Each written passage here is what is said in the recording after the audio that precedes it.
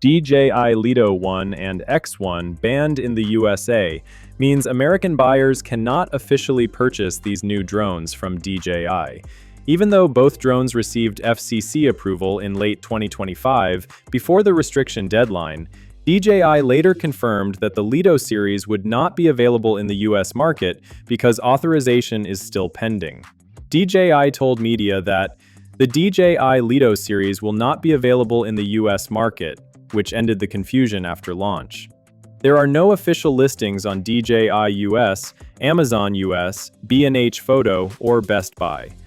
So, while users in other countries can buy them normally, American pilots must look at alternatives like the DJI Mini 4 Pro or older approved DJI models instead. A new leaked video shared by Igor Bogdanov has created a lot of excitement in the drone community because it shows a DJI drone prototype that nobody has officially seen before. This was not just a simple test flight in a park. The person testing it had a laptop and a full power station placed on the ground beside the drone, which clearly shows this was serious field testing and data collection, not a casual weekend flight. As soon as the footage appeared online, people started debating what this drone could be. Some believe it is the DJI Neo 3. Others think it could be the Avata 3, while a few people feel it might be a completely new product that nobody has predicted yet. After looking closely at the footage, the strongest possibility seems to be that this is actually the Neo 3. The first big clue is the propeller guard design. The drone has wide, thin, and symmetrical grills around the propellers.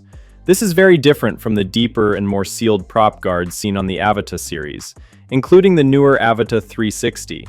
The Avata line is built more for FPV flying and powerful performance, while the Neo series focuses more on portability, safety, and ease of use. These guards look lighter, safer, and more consumer-friendly, which strongly matches the Neo design style. The size of the drone also gives hints. Many viewers noticed that it looks slightly bigger than the Neo 2. One comment compared its shape to the Hover Air X1, and that comparison makes sense. The Hover Air X1 became popular because it works like a flying selfie and follow camera. If DJI is moving the Neo series in that direction, it shows they are paying attention to how people want smaller drones that are easy to use for travel, sports, and personal content creation. Another important detail was found by people watching frame by frame. When the tester picks up the drone, there is a charging hub on the ground with what looks like two batteries inside. Those batteries appear very similar to Neo 2 batteries. If this is true, it means DJI may keep battery compatibility between Neo 2 and Neo 3. That would be a smart and consumer-friendly decision because existing users would not need to buy a completely new battery system. At the same time, it could limit how much DJI can improve battery life if they stay with the same battery design. Some viewers also noticed what looked like a Radiomaster pocket controller being used during testing. That is interesting because DJI usually stays inside its own ecosystem. Seeing a third-party controller in testing is unusual and could suggest DJI is experimenting with something different.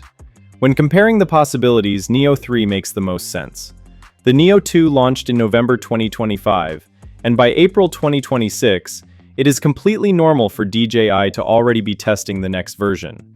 DJI's development cycle moves fast. The original Neo launched in September 2024, and the Neo 2 was already being worked on around that time. So seeing Neo 3 in testing now fits perfectly. Avata 3 feels less likely. DJI recently launched the Avata 360, and it would make little sense to start showing Avata 3 testing this early. Most expectations place Avata 3 closer to late 2027. Also, the prop guard design simply does not look like Avata. What matters even more is what the Neo 3 needs to improve. The Neo 2 became successful because it was simple and approachable. It weighed only 151 grams, had prop guards by default, could launch and land from your palm, and did not require a controller on day one. Gesture controls, voice commands, and automatic tracking made it feel more like an action camera that could fly than a traditional drone. People used it for bike rides, motorcycle tracking, hiking, travel, and solo content creation. It was small, safe, and easy enough for beginners to use without stress. That made it different from bigger drones. But it had real weaknesses, and battery life was the biggest one. DJI advertised around 18 to 19 minutes, but most users got only 10 to 12 minutes in real active flying. That frustrated many owners. If Neo 3 can deliver a true 20 to 22 minutes of flight time, it would be a major upgrade and one of the biggest reasons to buy it. The camera also needs improvement. Neo 2 was good for its size, but many users want a larger sensor closer to the Mini 4 Pro level. Better low-light performance, smoother slow motion, and stronger 4K quality would help close the gap between Neo and Mini series. Speed is another area. Some users felt Neo 2 struggled when tracking fast subjects like motorcycles or electric scooters. Stronger motors and better top speed would make it much better for action tracking. If DJI can improve battery life, upgrade the camera, add more power, and still keep it under 250 grams, the Neo 3 could become one of their biggest launches in years. Based on the leaked footage, it really looks like DJI is already working on exactly that.